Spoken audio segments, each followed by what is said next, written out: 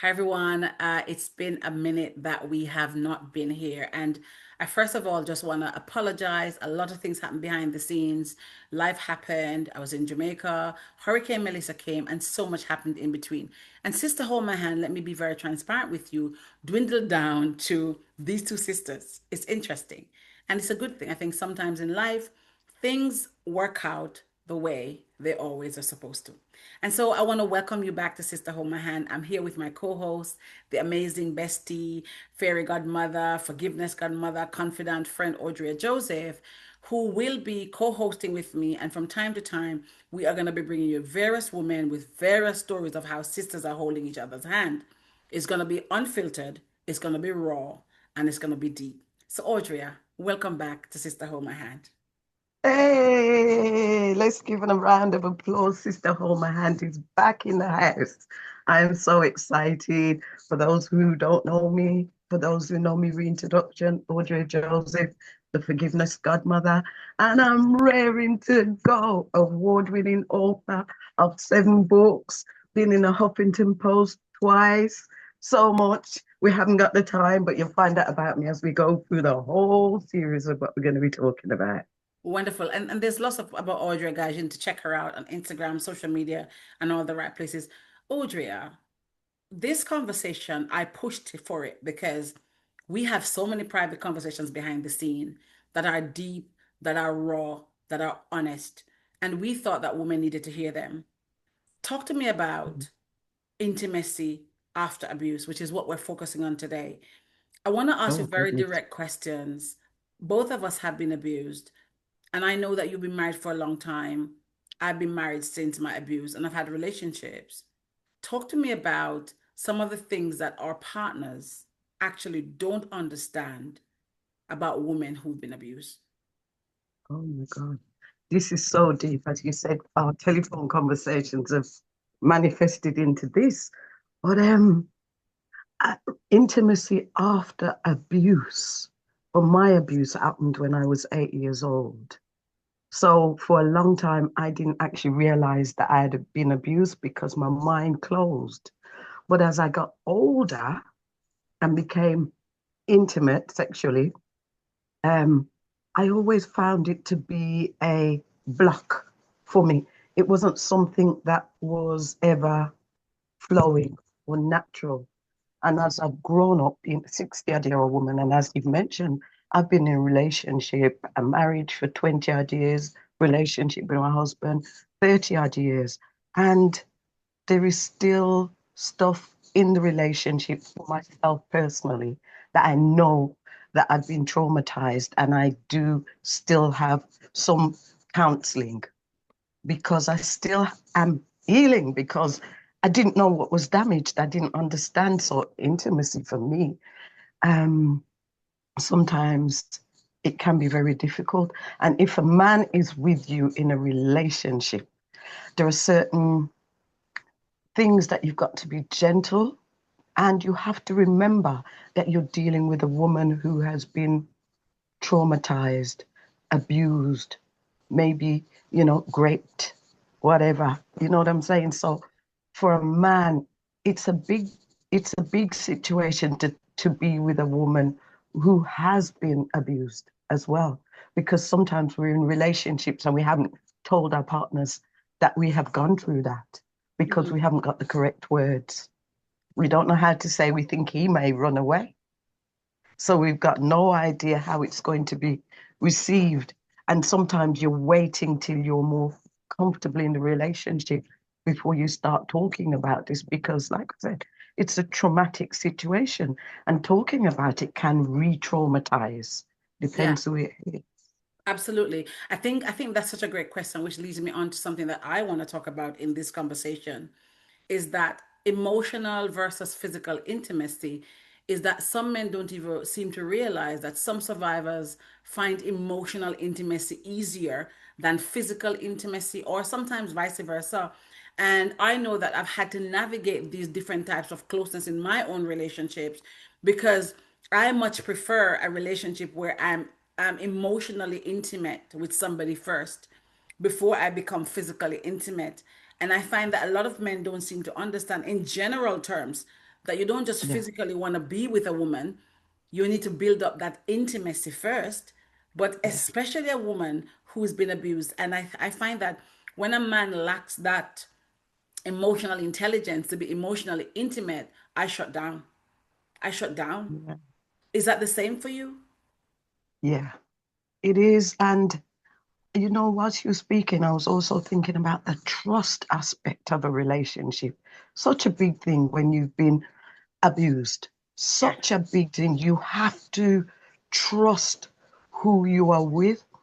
And okay, it may sound generalizing, but it people I've dealt with over the years, and some people become more sexually out there Yes. because they have been abused. And Promiscuous, then some you of have, them. yeah, yeah, and then you have some people are sexually introverted. Yes. And so they're kind of locked away. And I kind of fell between the two. Mm. Not that I was I promiscuous. understand. It I wasn't that. understand. It was just that I was in this, one could call it, Limbo. especially a man, yeah, and frigid. I've heard the word frigid Yes. before. Frigid. I've And had I that. guess when someone say frigid, because you're not relaxed and Yes. getting into it in that way. And the But worst part what that the can person, happen in that is when somebody doesn't, you actually know that you're with the wrong partner, actually, when they don't stop to understand you. mm, And rather than trying to be gentle and understand you, they're trying to be pushing their way forward to Jamaica, pushing their fulfilling way their own forward to needs. England, fulfilling their own needs, and don't understand Mm, it's a dance. It has to be in tandem. Sorry to yeah, interject, but I yeah. had to say that part. Carry No, on.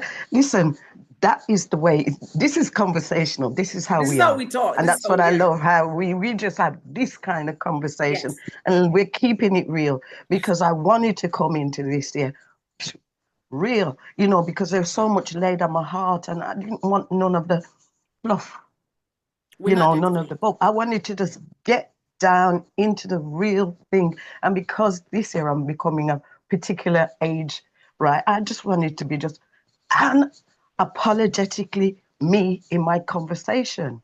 Yes. Yes. And Absolutely. so for me, in a relationship, the next thing is the worst thing that a man could do in a relationship is after the woman has told him and then he repeats it in a low frequency energy, as if to say that you are not worthy, you're not good enough, this is what happened to Gaslighting you, you. you've gone through that. Yes. Yeah, that that shatters that shatters the person who has been traumatized and Ooh. abused. That is a soul destroying event there. You lock shop. You make me lock shop with that. Yep, Literally lock shop. yep, Oh my God. yep. Yeah, and Let some me, people think they can apologize their way out of it. And what they never understand is if you hurt me that way, as much as I'm the forgiveness God, man, and I'm not talking, I just will lock away. I yes. just will lock away here, Yes. here. Because intimacy, for me, I don't know about any other woman, it's here. Yeah, It's not just physical, it it started starts here there. long time ago. And but in Oja, I want to talk to you about trust and connection, not just with partners, but with yourself. How did you, Yeah, because I find that a lot of people think that for survivors, trust can be difficult. Agreed. But you have to learn to trust and reconnect with your partners, with your friends, or even yeah, yourself in intimate situations.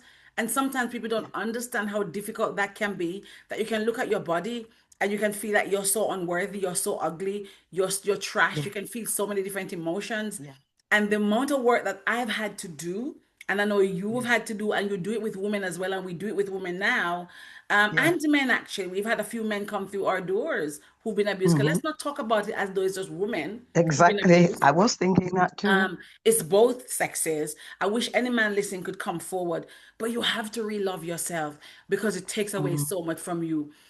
I want to jump into another part of this very quickly because we're trying to keep these very short and we're going to do about 5 episodes on this or three, whatever it needs to happen. Talk to me about some of the strategies that and therapies or the support systems that have helped you reclaim your sense of safety? Because psychological safety in a relationship is really important. So, what are some of Yeah. the tools and strategies that you have used to gain your sense of safety, but also pleasure in your intimate relationships? Because clearly you're married for quite a number of years. I know that I mean, I'm single now, but I have had to have been remarried. What are some of the tools? And I'll talk about some of the tools that I have shared so that we can give women and men tools to walk away from this short but deep, grounded episode. It's it for me, I've been on a 40-year journey with this whole thing. So I've tried so many different things. And I'll be honest with you, Ava, sometimes you think you've cracked it and then you go Mm, spiraling back down because some things can bring you back to that. Because for me, healing isn't just linear, it's not just on one level. Healing is on so many different levels because you're talking about your mind, and you got childhood trauma, mm-hmm, you got teen trauma, mm-hmm, adolescent trauma, and then you're going into adulthood. And some of the things are, if you're not aware, mm-hmm. if you've not acknowledged, if you refuse to acknowledge and you pretend that I'm okay, how can you heal? Yes, That's the first thing.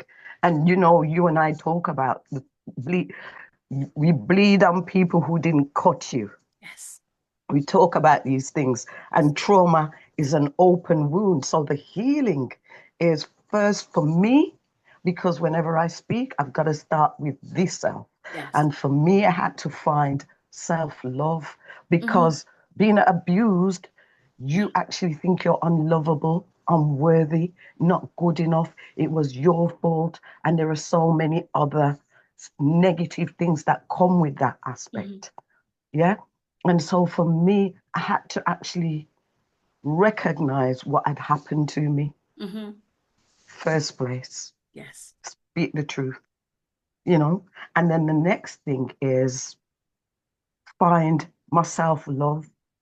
Now, once at least I put my little toe on the self love ladder. Mm-hmm, I'm not saying that I walked the whole length, I'd started my little toe on it. And then it grew and grew and grew and grew. So mm-hmm, I'm not here as the finished article because I'm still a work in progress, mm-hmm, right? But I put my foot on that space. mm-hmm, And because of my intention and desire mm-hmm, for wanting to know myself more and for wanting change, a lot of things came because I was seeking. So, when you're looking for something, you're stretching, reaching out. Some things come maybe through music, it may be through reading a magazine, it may be through reading a book, it mm-hmm, may be through conversation. But mm-hmm. because I put myself in that space, Yes. it was a seed that started to grow.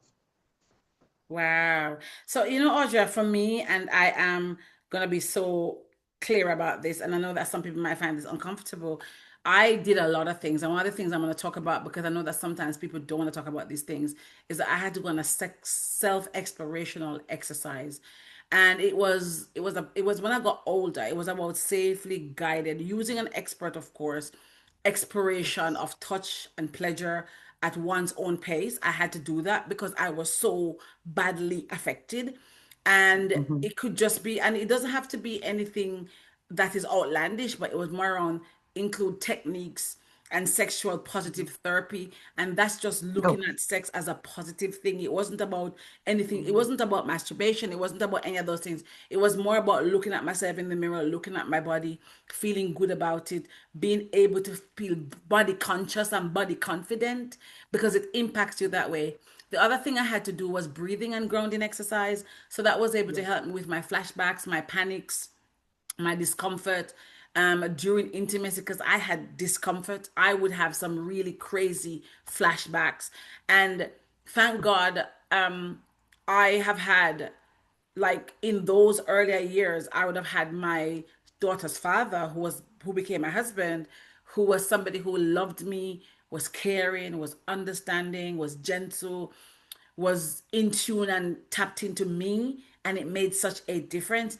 And I'm at the place in my life now when I meet anybody, if I'm going to go into any intimate relationship and they are going to be disadvantageous to me and re-hack all of those, I shut down, I close you off, I shut you down. I'm not even going to go that. I don't want to know because I have done Yeah. too much work to get here. So there are lots of Yes. techniques that we have Yeah. and support group. I know that you've been a big part of some of my therapy, not just this, but just my overall therapy in terms of my headspace, my trauma, my calmness, my post-traumatic stress.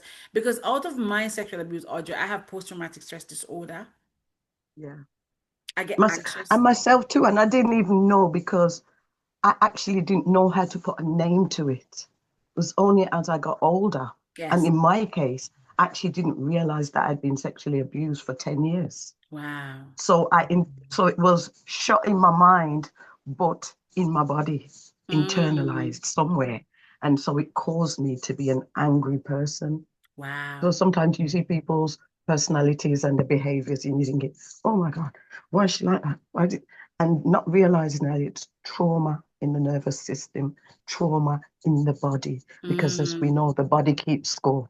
Yes, it does. I wanna wrap this series up, Audrey, by asking you, what would you say to other survivors, male and female, who feel afraid of intimacy or guilt about, in about one sentence, wrap it up. I know you can't say all of that in one sentence, but we're gonna have another part to this. But what would you say to people who are afraid to have intimacy or they have guilt about wanting closeness after trauma? Because I think we all deserve pleasure. We all deserve love. What would you Yeah. say to them? I think really it will always be the self-love aspect. And one of the things that I did was some mirror work. I had to Mm. start with myself, mirror work. You know, Louise Hay, she was amazing for me, and Yes. so anybody can go on YouTube and find her work. But it was mirror work because, like I said, you feel ugly. Mm. You don't feel beautiful inside out. And I had to start with that place, with me, because I'm thinking if I want all this happiness, all this joy, because I had to turn sex from being a dirty word, being a dirty Mm. energy. I had to change the energy, the frequency of how I thought about it, how I Mm. felt about it, because being abused made me think about sex in a Mm. nasty way, in a Yes. low frequency way, Yes. and it was horrible. And as even with my first marriage, I still had this inside of me. Mm-hmm. And so it was work that I had to do over the years. Like I say, still a work in progress. I don't want you to give away too much on this particular answer because in the next episode, we're going to talk about self-identity and body awareness. And I really Mm. want to wrap this up as quickly as I can, purely because I know that there's so much juicy sauce to come. But Audrey, thank you for coming on the journey with me of these deep conversations that so many of us are afraid to talk about, but they are so needed. And as we go through this, we're just going to invite anybody who wants to come on the podcast. We don't edit, we just keep it raw and real. If you want to come on the podcast to have these conversations, please email us. Please comment below. Please reach out to us. Both of us are very nimble, and I'm not gonna do a drop the email here, but I'll drop some things in the notes on YouTube. But please come and follow us at Sister Hold My Hand on Instagram, on YouTube, and let us have our next conversation. Until next time, I'm Dr. Ava Eagle Brown, one of the founders of Sister Hold My Hand, and I'm with my co-host, the badass, my bestie, Audrey Joseph, and we are talking about literally sexual abuse and intimacy after trauma. Until next time, we love see you. We love to see you. We love to have you. Again, we say we don't edit, no filter, no edit. And I see you on the next one. Audrey, you want to wrap this up for me? Oh, thank you. Thank you for the invitation. Thank you for being back in this space because I have come ready. And because I'm turning a particular number this year, I'm giving myself license to just speak it out authentically me. So watch this space. Thank you, guys. See you next time. Leave your comments. Share with somebody who might need to have this because there's so many women and men out there who are struggling in silence. Until then, it's Sister Hold My Hand.